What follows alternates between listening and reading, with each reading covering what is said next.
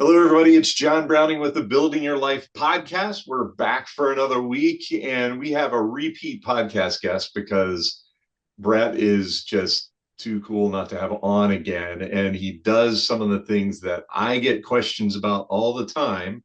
And I am one of the ones that he speaks directly to.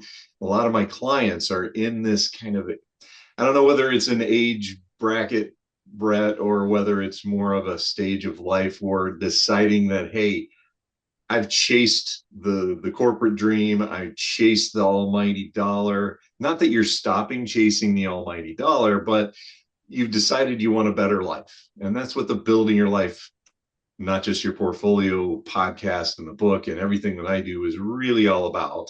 And I talk a lot about using the tool we call money to do that. And there's a lot of things that you do need to remember and think about if you're going to jump out of corporate. What kind of tools do you have to make sure you're going to be okay when you do that? But I'm thinking, especially right now, with the rise of AI and either not creating more jobs or completely laying people off, there's going to be a lot of people that need to hear what you talk about. But nobody can introduce you better than you. So I'm going to let you introduce yourself. Tell people what you do, what your passion is. Yeah, thanks, John. It's always good to chat with you. I think we have a lot of aligned goals and passions for, what we do and who we work with. And yeah, so I'll give you the abbreviated version, 25 plus years in corporate America. I had a couple of entrepreneurial ventures in that time frame, but obviously none was successful enough to keep me from going back to corporate. And you'd mentioned in kind of that intro that we hit that point, whether it's age or generational or whatever, is around 50.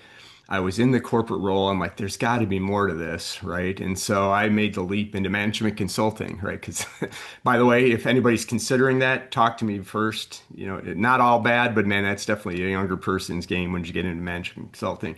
But what it taught me is one, I'm done with corporate. I'm done chasing, climbing the corporate ladder, right? We built our lives around those jobs, and it was chasing the titles, the promotions, the money. And at one point, it just kind of hit me of, what am I doing? And again, this is the benefit of hindsight, because when I Yes. was in it, I didn't think anything was necessarily wrong, right? Especially when at the tail end of my management consulting, right? If you look at it from the outside, good job, right? My three girls, everybody's doing well. Yeah. One's married. So on the surface, it's like, oh, you've got it all together. But it wasn't, my wife asked me a couple years after I had been out and gone on my own. She's like, what the hell was the matter with you? And again, reflection, thinking back, you're like, you know what? I don't know. I was not happy. And, I think one thing I never did in corporate was reflect, right?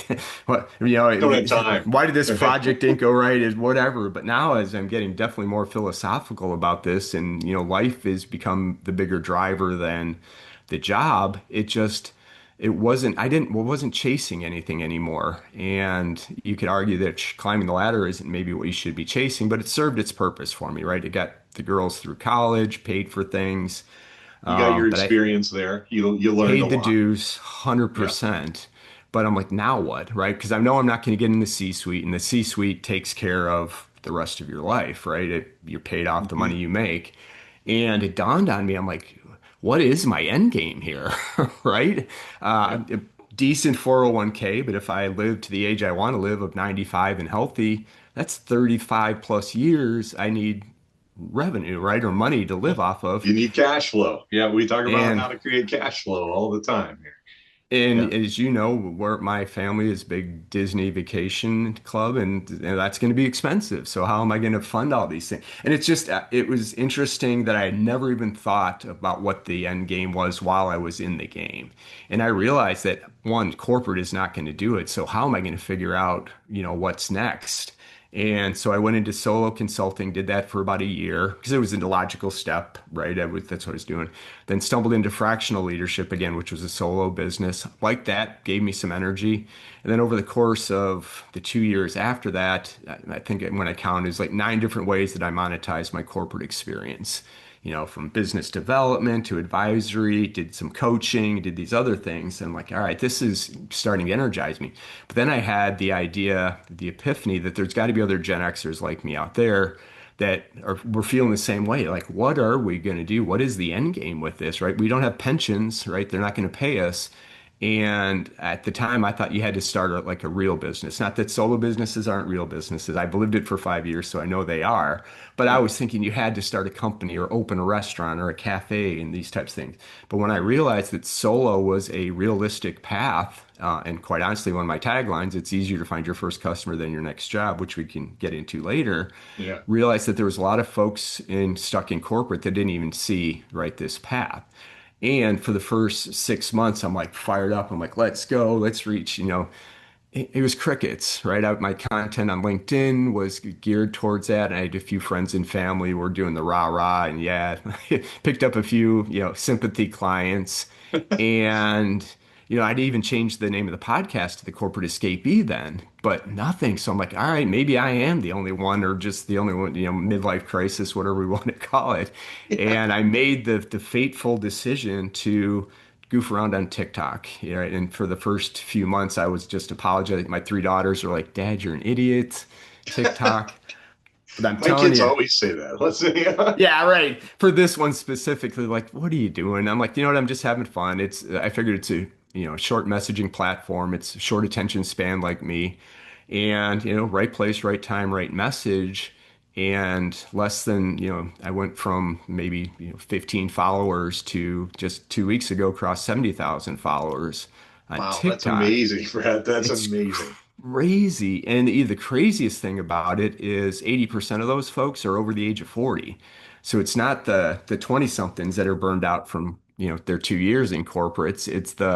It is the lifers like you and I that were in there and we're done with it. And so it just connected me with all these people that, and again, I'm like, well, are these really folks that are stuck in corporate? So part of my game was, connect with me through LinkedIn so I can at least verify or validate that you were in corporate. And I promise I'm wrapping up this story. So, but when I started, I had no coaching. I didn't have anything to offer folks other than, inspiration to say, yes, you can do this. And so I offered on TikTok a free 20-minute mini strategy session that said, hey, we'll set up a time. I can share with you what I've learned. Is there life for you outside of corporate? How to do it?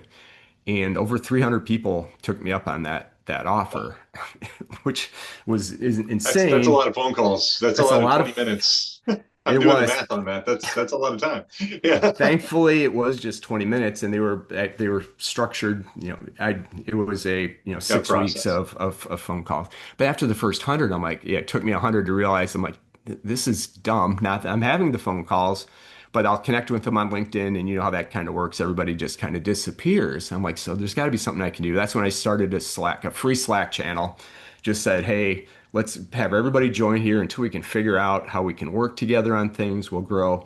Well, hell, that Slack channel is now at 1,800, and I've kind of cut it off. Your listeners are welcome to join, but over, I'd say in the last 6 months, we've really pushed people into a paid community, which we can get into. But we've got almost 75 people in there. We've had some coaching programs.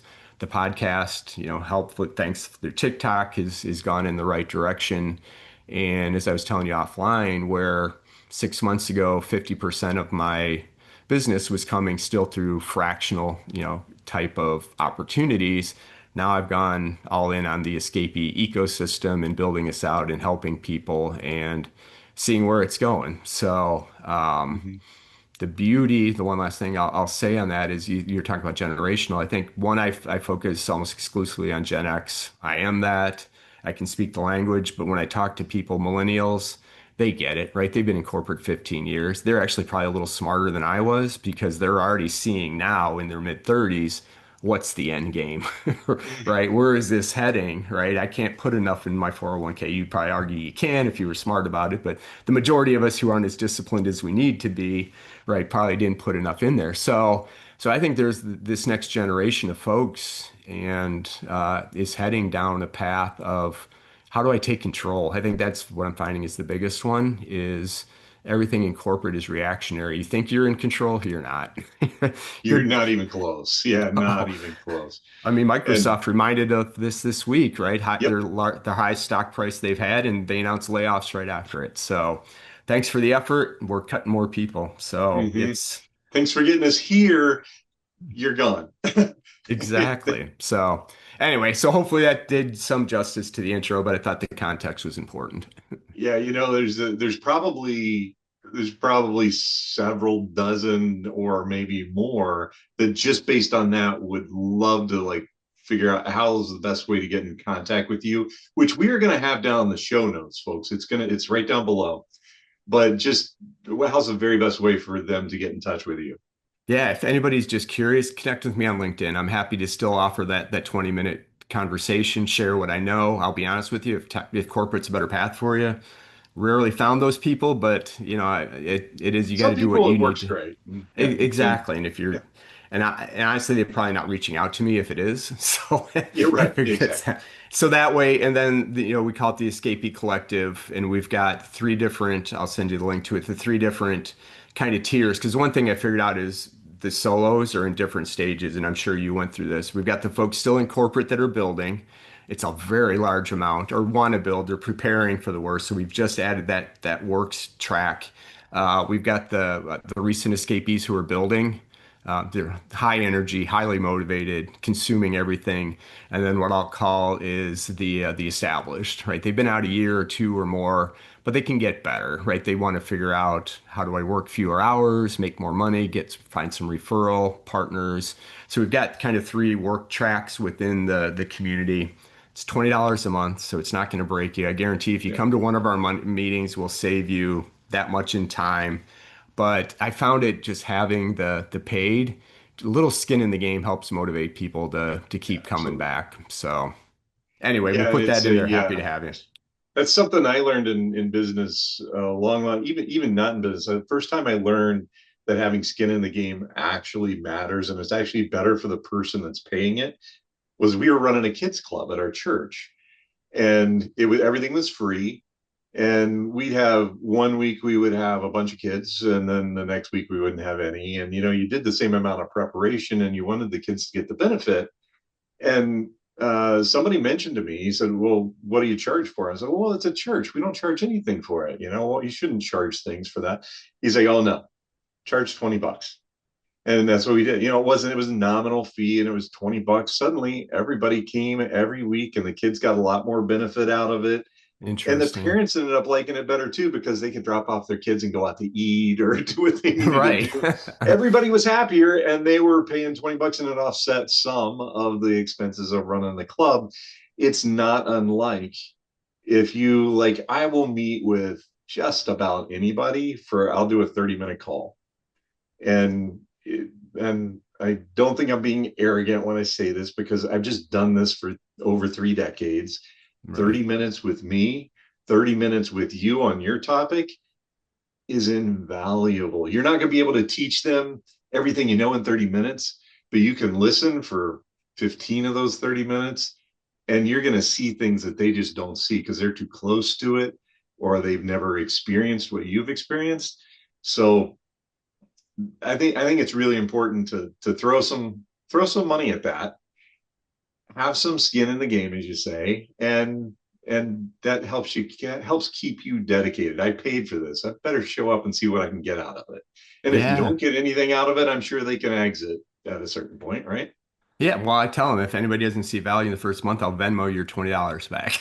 Right. Yeah, yeah. It's So not going the, to hurt you, right? You can do there's that. no risk to do it. And again, I think what's been the early community people said that early. He's like, you're never going to be able to convert people, right? If you bring them in for free, it's really hard to convert. And absolutely right, right? It was like pulling teeth to get people because you have to show the value more than what they were just getting with the Slack. But now I'm getting people that join. I've never seen their name before. I didn't know they were following me along. And so that's been super cool that maybe my non-sales sales pitch is getting a little bit better out in the marketing world. Yeah. But I think people see one of the biggest things I think is, I don't know about you, but when I started building, I did it for 2 years by myself, right? I didn't really tell a lot of people. I didn't tell a lot of family and friends. And for whatever reason, I didn't tell my LinkedIn network. And that's the biggest mistake. And so I think that's what people finding a tribe of other folks, looking and at the same type of, crossroads has been super helpful because you can't really talk to your coworkers about this, and family probably doesn't understand. And so I think the worst thing you can do is go into this thing solo and isolated, even though, the OGs, you probably being one of them, did this a while ago and Oh, figured it out. But yeah, so yeah. It's just there's so much to being in a true corporate escapee.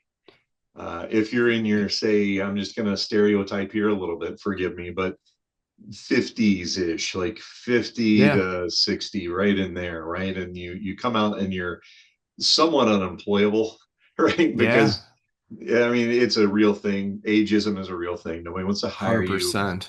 You don't really want to go back to work at a super low level, probably because it's just going to drive you insane. And maybe you just don't want to go back at all because the corporate politics and everything else sort of drove you insane.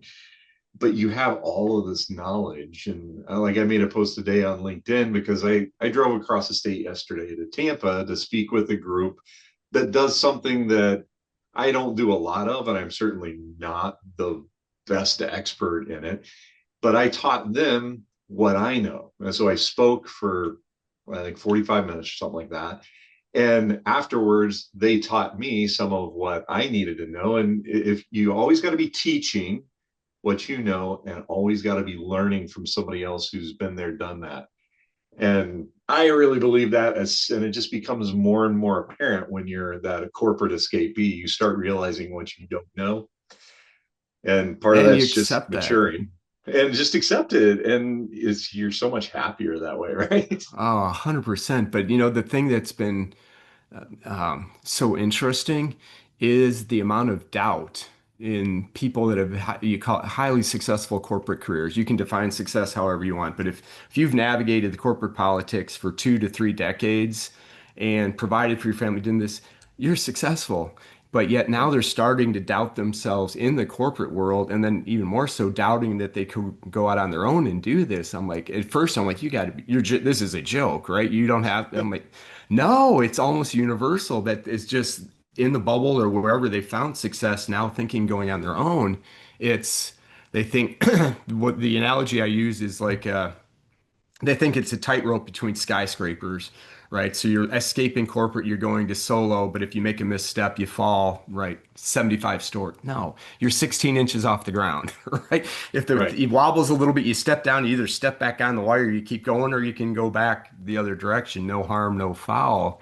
And it's crazy to me. And the one story that I tell, and there's more examples of this, but when I was having those free sessions, one of them was from a 24-year-old kid who was kind of a CRM specialist at a mid-sized company. And he's like, I'm already seeing, I don't think corporate's for me. Can I do something with small businesses? I'm like, absolutely. If I was you, here's what I would do. Because small businesses are terrible with data. If they have a CRM, they don't know how to use it. They definitely know how to do all these reports. I will go to these small businesses and say, hey, on a monthly basis, I can clean up your data, run the reports that you need, and make sure that everything is set up within the CRM. And he's like, okay, I got it. And so I figured that would be the last I heard from him, right? About 6 weeks later, hey, just wanted to let you know I found my first 3 clients. Thank you, off and running. I'm like, that really motivated me with Gen X. It said, hey, you've got 2 decades of this experience these small businesses could Yeah. use. This kid who's got 2 years of CRM experience is building a business, right? By now, it's probably at least 6 figures, if not more, doing things that we should be doing, right? Leveraging that experience. You paid your dues, now go get Yes. paid for this. So, anyway, that one gets me fired up all the time when they say, I can't do it. I'm like, yes, you can. Don't overcomplicate this, right? It's going to be hard work, but it's not complicated. But you've done hard work before. Just Yeah. just just understand that some of the skills translate, other skills are going to be different, which is why they need you and they need to join that community because some of the things are a bit of a shock. When I came out of corporate and started on my own, I had purchased some clients. So I had something, but to get your first client, you were just talking about this. sometimes, as a corporate escapee, you think, well, I just call down the sales department and they get me my first client. Or you're a salesperson and you're like, I'm a salesperson, I know what I'm doing. But suddenly you're not selling with a big corporation behind you. You're selling you, and it's only you behind you. That's a whole different ball game. And it's probably, maybe you'll have some sympathy clients, people who know you and love you, and they'll be a client. But to get that first, what I call real client, is not going to happen in the first 3 weeks. It might not happen No. in the first, if it's a high ticket offer, it might not happen in the first 6 months. And do you Just find yeah. that? Oh, 100%. Right. And it is. And one of the you opened my eyes, I think, when you're on the podcast a while ago. It's been too long. Like I said, we got to get you back. But Yeah. one of the things you mentioned, because you had the book, you do your video or your audio podcast. It's not a podcast, I don't know what you call it, Yeah. every morning where you do the Every market morning. Yeah. updates, which is super cool. But yet you said that 90+% of your business still comes from referrals and networking, right? So even Yeah. though you've got these other tools, and that's the other gap I see, we don't, and I put myself in that, we don't know how to network, right? Because in corporate, it's that looking for that next job when you need it. And this is really about building relationships and or reigniting a lot of relationships because most of us have a lot more than we thought we did. And you'd be surprised where those potential opportunities lie versus it. But yeah, it's getting back out and having conversations is the number one thing. And again, introverts can do this 100%. You don't have to be extroverted. Some of our more successful escapees are introverts because guess what? They maximize those networking times because they don't like it. Right? Yeah. And, So, you come to, that's a really good point. Knowing how to network, because most people don't. Most people are like, how do I go get business? How do I go get a lead? So if you're listening to that and you think that is networking, stop for a minute and listen yeah, real close, because networking, true networking and successful networking is, I call up Brett. I said, Brett, what's going on? How can I help you? Who can I introduce you to? Not who can I give you a lead to go sell something to, but who can I introduce you to? It's the introduction. And then, Brett, you're responsible for going to that person, making the introduction, and seeing if you can help them. And it's a little counterintuitive. You're not selling, but in the process of introducing and providing value to others and introducing them to somebody who can help them, they're going to figure out ways to help you. It just happens. Trust me on 100%. this one. It just happens. Not everybody, and it takes some time, but real networking has nothing to do with putting people together to sell stuff to each other. That's just annoying, right? Annoying, and it's going to be a much longer path, right? Because no, you're right. And I think there's a book out there, people are unfamiliar with it, The Go-Giver. I don't know, Bob Berg's Yeah. book. Mm-hmm. And Yep. I I mean, love that book. it's just such a great reminder. And a lot of people do this not intentionally, but it does pay off, right? Whether you want to call it karma or just helping people, it pays back in dividends, even when you're not looking for it. So the less you try, and the more you give, it's amazing how much it comes back to you. And I think just going in with that mindset of how can I help? What two people can I introduce this person to that it makes the most sense? And that just starts to multiply. And all of a sudden you've got folks that make more and more sense for your business. But more importantly, they're now in your network, right? And then I just had somebody that I hadn't talked to in 12 months remembered what I was doing and flipped a business down to me, right? So it was Yep. just reestablishing, let people know what you do. The other thing I found is in corporate, when you're looking for a job, people are supportive, right, in the network and they'll try to help you.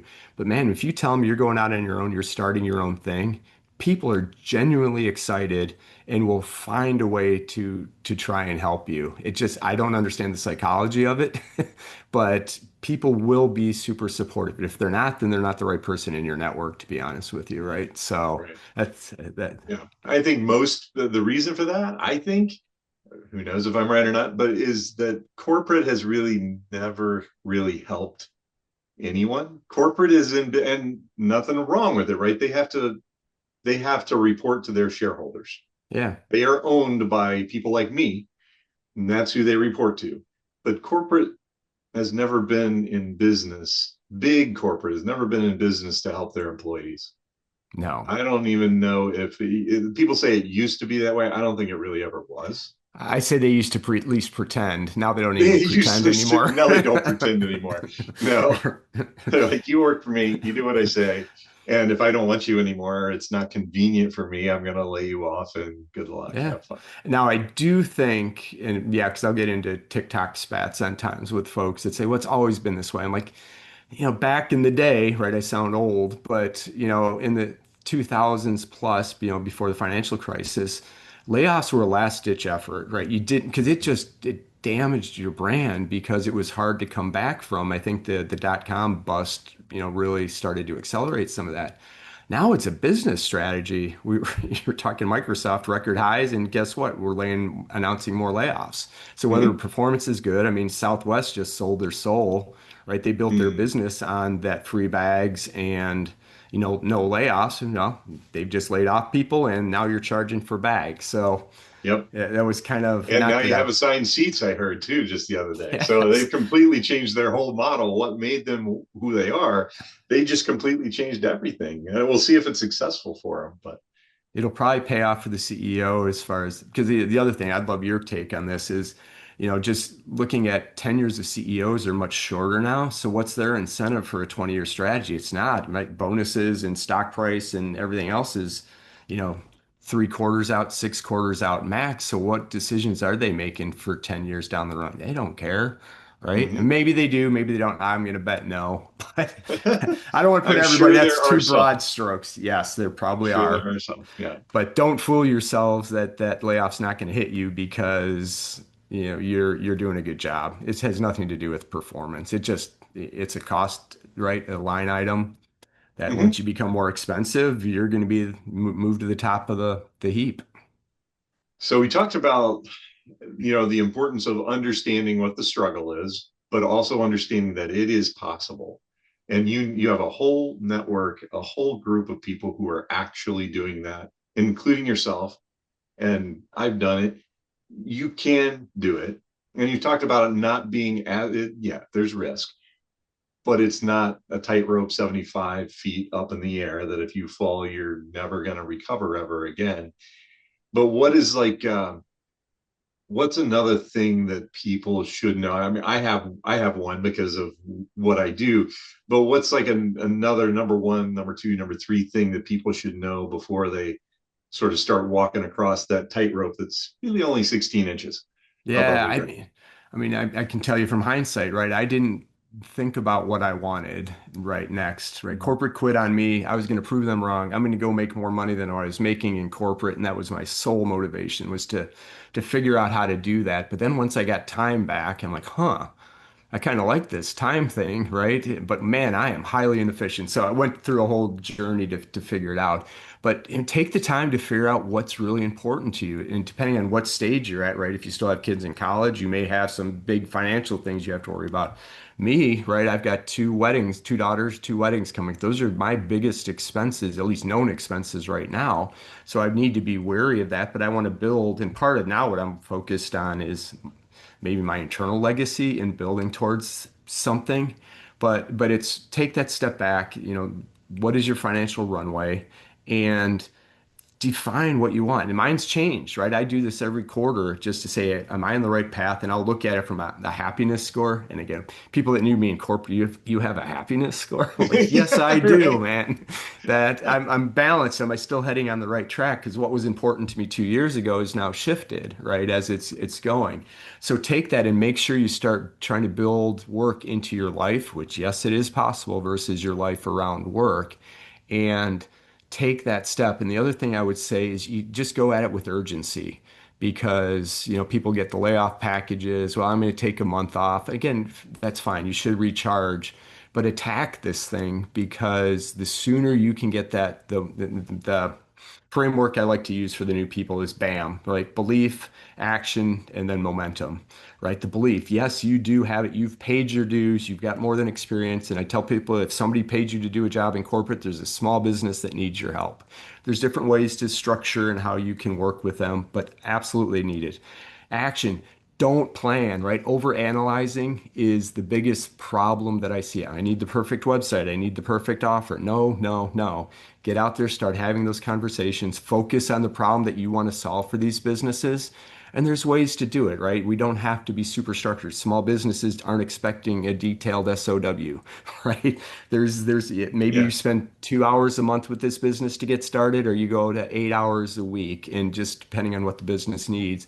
And then momentum, just build off of it. Hey, you had your first successful networking meeting, you get two new potential connections, build off that, right? It's too often, to your point, it's whether I got the customer or I didn't. And it's a success or failure. No, I mean, this is going to be the journey. And just if you can start stacking up those wins, it just keeps the mindset and the momentum going. So I don't Mhm. know if I actually named one thing out of that, but there was a host of things There that was a bunch of things, right? Well, I'm going to go back through and in the show notes, I'm going to like pick some things out and like bullet point some things because I think it's so important for people not to get discouraged. But my one thing is you mentioned the financial run rate. It's a reality, right? Because money is a tool. It's not the yeah. thing that you chase, the ultimate thing that's going to bring you happiness. It just doesn't. Yes, it can buy you a boat. And let me tell you, so far, of all the boat owners that I know, there's only one that's really happy about it. The rest of them are like, how do I get rid of this boat? It's a giant hole in the water into which I pour money. When you can only golf so much, you can only Yeah. fish so much, or whatever it is that you like to do. So that whole understanding your why, like I tell people that I become the why guy before we ever talk about the money and wealth management. I say, well, what do you want to do? And they'll tell me, because most people at least know what their dream or thought of retirement, which retirement is not really retirement anymore. It's not the same thing, right? Right. Most people who are Gen X's are not looking to sit down in a rocking chair and hang out on the porch. You're looking to like, what can I do? I'm interested because we all have ADHD, right? Like, what can I do? I want to do that. I want to do that. I want to try things. I want to travel. I want to do something. Well, why? And they'll give you the first reason that comes to their mind, and it's not the answer. But if you're their friend or their mother, brother, sister, or whatever, you let them off the, oh, I understand that's your why. But if you ask, well, why? Again, you Yeah. become the 2 year old and you ask that 4 or 5 times, you get to the real why. And often then the what has actually changed a little bit. Yeah, I think that's such a good point. And one of the interesting things, and again, I'm not an expert in this area, but I think Gen X, we're going to be the first generation that outlives traditional retirement.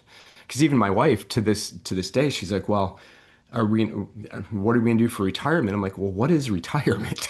Right? Yeah, Because I what's am the not concept? planning on, to your point, I'm not sitting around watching Wheel of Fortune for 6 hours a day, and I plan to do something like this till I can't do it anymore. So might as well make some money while we're doing it. And yeah, I don't, there's just so many people that haven't thought about that why. I hadn't, right? If you and I probably should, if you could have this conversation with me 5 years ago, you would have saved me a couple years off of this journey because I would have started to now some is still a process. You got to figure out what your why and what you do want, right? It changes.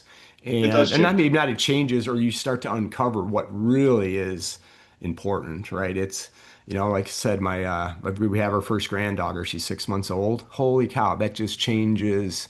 It changed everything, right? I Your mean, everything perspective. you're building this way, and all of a sudden this little one comes, you're like, this is the greatest thing I've ever seen, right? And so spending time with her just it rooted me back into what's going to be really important and how do we I actually had a post this morning where I talked about where I was chasing that corporate ladder, right? The titles, the promotions, the money.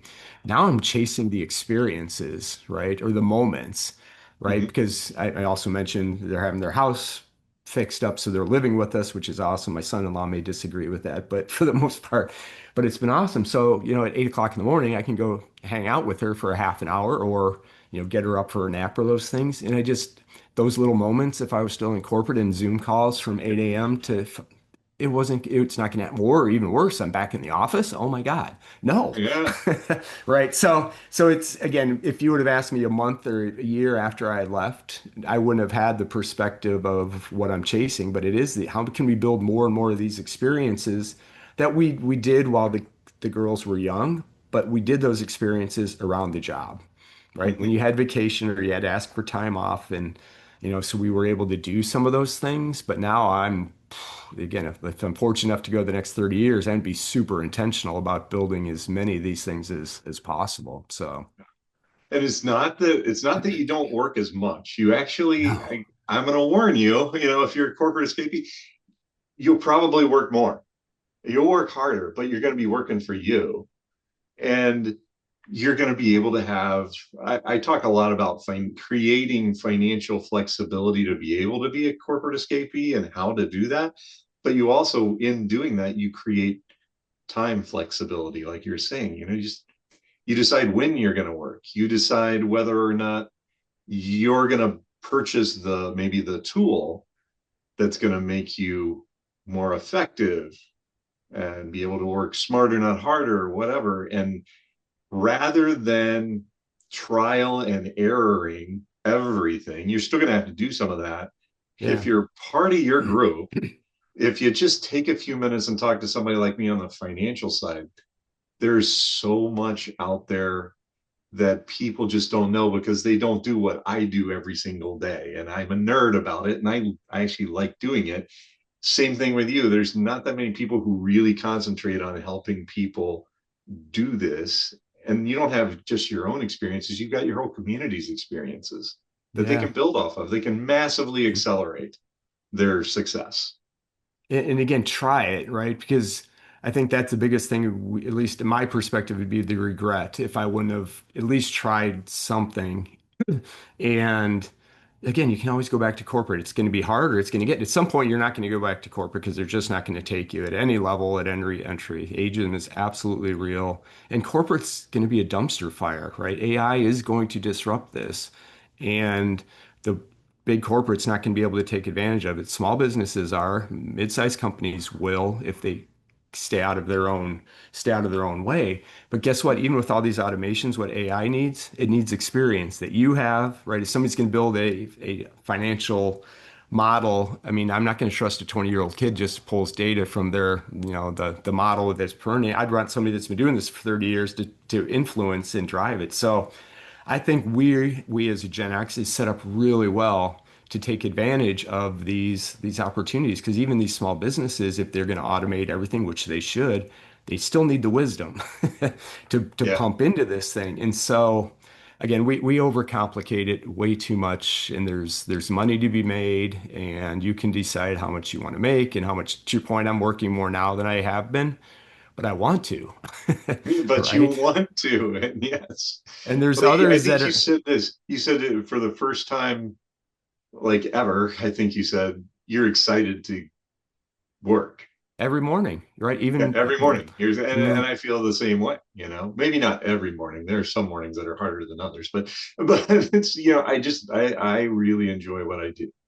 and there's no dread to it, and you get to pick and choose, right? Now, early days, you're gonna have to make some sacrifice. You can do some For jobs that sure. you may not work with a client you may not want, but if you stick with it, you will get there. And there's another book that I was reading, The Art of Taking Action.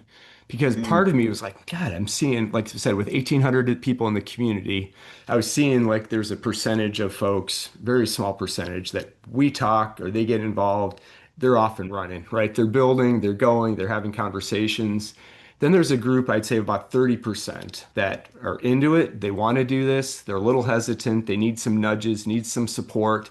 They're there. They're going to get there. But then there's like 60% that just won't take action, won't do it. But love the idea. I forget who was telling me they kind of twirl and swirl around and they like the idea of everything, but just don't take action. The people who are winning, again, depending on how you define winning, are taking action. So if you're one of these folks that's not afraid to just go with a little structure, do these things. I'm not saying be reckless. You don't have to. You can literally do this while you're still in corporate.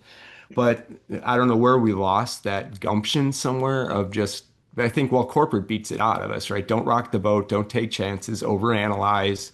And so I'm encouraging you to go back to your roots when you were young and exploring and figure things out. That's exactly what we're doing again. And guess what? People will pay you for it. And if that engagement doesn't work right, there's another, 30 million small businesses, right, that need your help. So it's a whole mindset shift that you need to get over. But my long-winded answer to that is if you're willing to take action, you will be successful. I will bet money on you that you will be successful if you're willing just to go do it. So Yeah. Yeah. I 100% agree. And the value of experience, I know that there are some people out there that disagree with me on this, but the value I have just found in 34 years of being involved in corporate and 6 years now being out on my own and being independent, experience trumps knowledge every single day of the week. And wisdom is different than knowledge. And you as a Gen Xer or maybe even a boomer, some of the boomers that might be a little bit older, but that wisdom that they've gained, if they've kept up with things. yeah, Sometimes the boomers just they stop keeping up with things, which is fine, but if you've kept up with things as a boomer, the experience you have, I want to talk to you. I want to learn 100%. from you. Right. And And, even and it, the millennials have learned different things than me. So I like to talk to the millennials. Like you said, they've been out there for 15 years. and they It's have a not like they're different naive. They're mindset. not No. naive. They get it. Yeah. 100% get it. And it was interesting too, because when I started the podcast before I left corporate. And I think that was kind of part of the wake up call I needed. I needed something to energize me again. And I didn't know it at the time. Again, I'm talking like I had this perfect plan. No, there was no plan, but it challenged me. I mean, hitting record for the first time on the podcast, I don't know about you, but it was terrifying. And it was a friend of the somebody I knew very well. It was doing me a favor.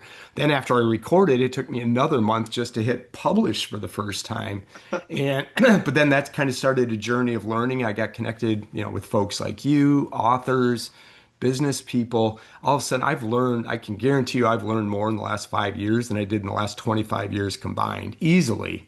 And I think that's part of what the enthusiasm. Now, if you don't want to learn anything, you're not curious, probably not going to be the best path for you. But I would No. also challenge you to test it because you may just be, what's the word, dormant, that you need to Yeah. be challenged a little bit again to wake up. And Yeah. once you You do, do get squashed down by corporate yeah, because most corporate things, they want you to stay in your lane, do what you do, and not really explore like, oh, what's around the corner. They don't want you to do that because they want you doing this to make them more money. yeah. But you may And find out exactly that. You're more curious than you thought, and you enjoy the learning and figuring it out and putting the And I puzzle hear that pieces from a together. lot of people too. So I think there's something, I haven't done the research behind it, but I do think there's something that's what's kind of triggering people. One, they're just done with the corporate. They don't want to return to the office maybe, but it's deeper than that. We probably have a whole episode on that, but it's Yeah, again, just search inside. Are you truly happy with what you're doing? And if you're not, man, life's too short to be miserable. I get it. You have to pay bills and you got to figure that out. But if you're going to work hard, do it for you, right? It's going to do be it hard no for matter you. what you do. So Yeah. Well, thanks for joining the podcast again. This has been awesome. I always enjoy talking with you. I follow you likewise. on LinkedIn all the time. And yeah, this is I really appreciate it. And I know the audience appreciates it. There's a lot of people that I speak with. Some of my clients are still in corporate and they're sort of the issue with a lot of folks is that they're realizing their $1 million 401k that they thought, wow, that's $1 million.